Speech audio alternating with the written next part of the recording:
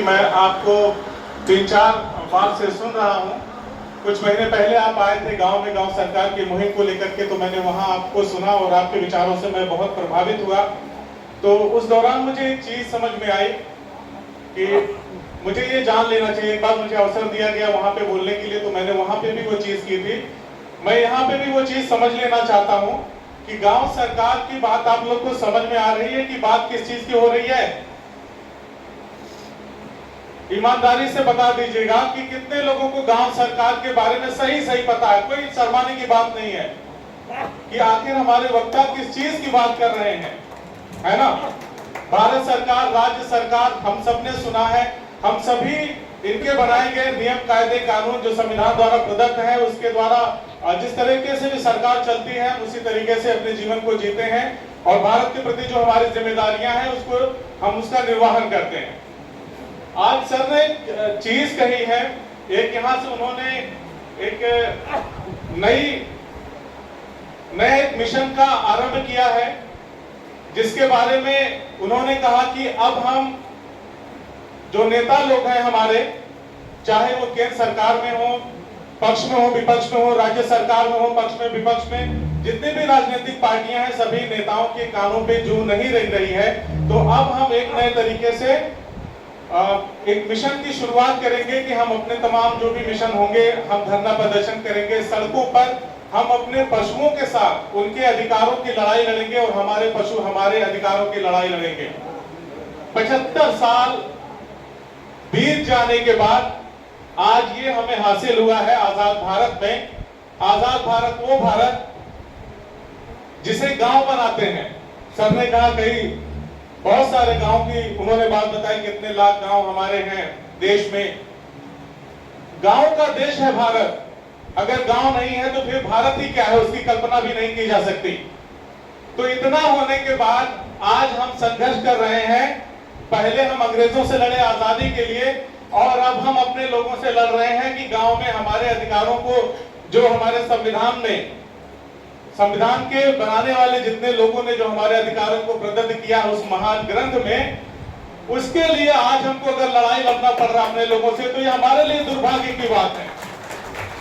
और साथ ही साथ जहां अंधेरा मैं कहना चाहूंगा वहां रोशनी की एक किरण है। सीबी पांडे जी जैसे लोग, हम अपनी जिंदगी में, भाग दौड़ भरी जिंदगी में एक अदद नौकरी की तलाश करते हैं और अगर वो मिल जाए तो चाहते हैं कि आराम से हम जब रिटायर हो जाए तो पेंशन वगैरह, हालांकि सरकार ने पेंशन के भी लाले कर दिए हैं, तो पेंशन वगैरह मिल जाए, किसी तरह से हम अपनी जिंदगी को बसर कर ले जाएं।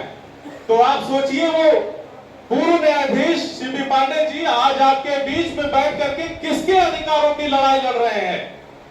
उनको क्या जरूरत पड़ी है? वो चाहे तो उनके एक फोन कॉल पे उत्तर प्रदेश के मुख्यमंत्री हो या भारत के किसी भी राज्य के मुख्यमंत्री हो, आसानी से उनको अपना समय दे सकते हैं, उनकी बात को सुन सकते हैं, उनकी तमाम जरूरतों को पूरा कर सकते हैं। लेकिन वो गांव-गांव घूम करके इतना पढ़ा ज्ञानी इंसान हमारे बीच में किसके लिए अलग जगा रहा है, ये सोचने का विषय। खाली ताली बजाने से काम नहीं चलेगा। हमने यही तो किया, खाली ताली बजा दिया। कोई भी नेता आता है हमारे बीच में, सिर्फ अपनी पार्टी की योजनाओं की बात करता है, विपक्ष की तमाम बुराइयों को बताता है, लेकिन क्या कभी कोई भारत के लिए लड़ता हुआ आपको दिख रहा है? ये उस सच्चे भारत के लिए लड़ते हुए दिख रहे हैं, उन गांव के लिए जो भारत बनाते हैं। तो हमें इनका साथ देना चाहिए कि नहीं देना चाहिए? देना चाहिए ना? ठीक है। अब मैं थोड़ा सा उस पर भी बात करूंगा। सर ने कहा कि पशु अब हमारी लड़ाई लड़ेंगे। ये हमारे लिए शर्म का विषय नहीं है। जब आप अपने थोड़े से अतीत में जाएंगे, पीछे जाएंगे, तो मानव के जीवन के सहयात्री हैं सारे पशु, चाहे वो बकरी हो, घोड़ा हो, बैल हो, गाय हो, भैंस हो, ये सब हमारे जीवन के सहयात्री हैं। लेकिन हमारे लोभ ने, हमारे लालच ने आज हमें ऐसा बना दिया है कि आज ये सड़कों में नजर आ रहे हैं। विकास की अंधाधुंध दौड़ में हम इतने आगे चले गए हैं कि कल जिनको देख करके हमारे आंसू निकल जा रहे थे, आज वो कहीं एक्सीडेंट से कहीं मरा पड़ा है, किसी का कान नोचा जा रहा गौशालाओं में, किसी को मतलब असमय इस तरह से मौत हो जा रही है कि हम सोच भी नहीं पा रहे हैं कि आखिर हमने अपने सह अस्तित्व वाले प्राणी का ये हाल कर दिया, हमने स्लॉटर हाउसों में पहुंचा दिया, तमाम चीजें कर दी। तो थोड़ा सा हमको भी सोचने की जरूरत है। और सर ने जो बताया है कि जिस तरीके से, उस तरीके से अगर हम करेंगे, मैं एक बात गारंटी के साथ कह सकता हूं कि आज तक आजाद भारत में या गुलाम भारत में भी जब हम आजाद नहीं थे तो इस तरह की क्रांति की शुरुआत आज तक नहीं हुई थी, जिसका साक्षी मैं और यहां पे बैठे सैकड़ों लोग बने हैं। लेकिन अब करना क्या होगा? कोई अगर रास्ता बता दे, कोई दीप जला करके हमें कोई पथ दिखा दे तो उस पर चलना होगा हमको, तभी जाकर के कुछ हासिल होगा। वरना भाषण देके कोई भी आएगा चला जाएगा और हम ऐसे ही ताली बजा के अपने घरों को चले जाएंगे जैसे कल जीते थे। अगर आज भी वैसे हमने जिया इतना सुनने के बाद, तो भविष्य हमारा बेहतर कतई नहीं हो सकता। लिखवा लीजिए मुझसे, मैं इस मंच पे नहीं आता अगर ये राजनीतिक मंच होता, सच बोल रहा हूं। लेकिन आजादी की लड़ाई में अगर सबसे ज्यादा हमारे जो महापुरुषों को हम याद करते हैं, आज उनको नमन करते हैं, उनका योगदान था, तो उसी समय में पत्रकारों का भी आजादी के इतिहास में बड़ा एक इतिहास है, उनकी लड़ाइयों का, उनकी कुर्बानियों का। सबसे पहले गांधी ने अपने पत्रों के माध्यम से देश को एकजुट किया था। नहीं तो आज की जैसा मोबाइल थोड़ा ही था कि चले आओ भैया यहाँ आजमगढ़ में एक मीटिंग है, नेहरू हॉल में 5000 लोगों को आना है, सीबी पांडे जी आ रहे हैं। ऐसा था क्या? नहीं था। इस तरह की चीजें नहीं थी। समाचार पत्र उस तरह से प्रतिदिन हमारे हाथों में नहीं होते थे।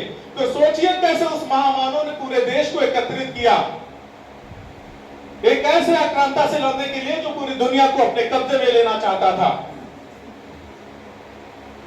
तो आज तो है, आज सारी चीजें हैं, बस हमें अपने लड़ाई के तौर तरीकों को थोड़ा बदलना होगा और समझना होगा उन 29 विभागों के बारे में।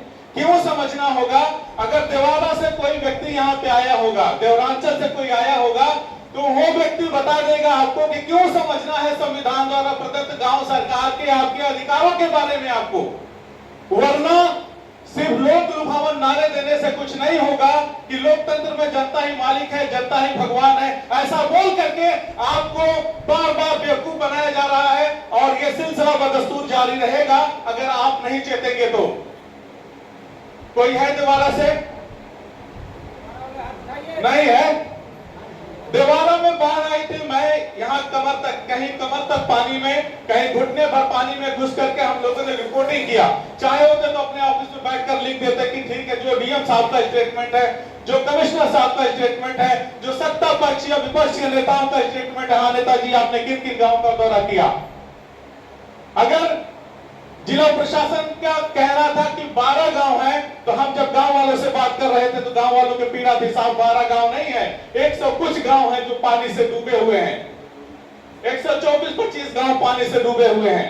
बताइए आपके साथ कौन न्याय कर रहा है? कौन आपके साथ सच बोल रहा है?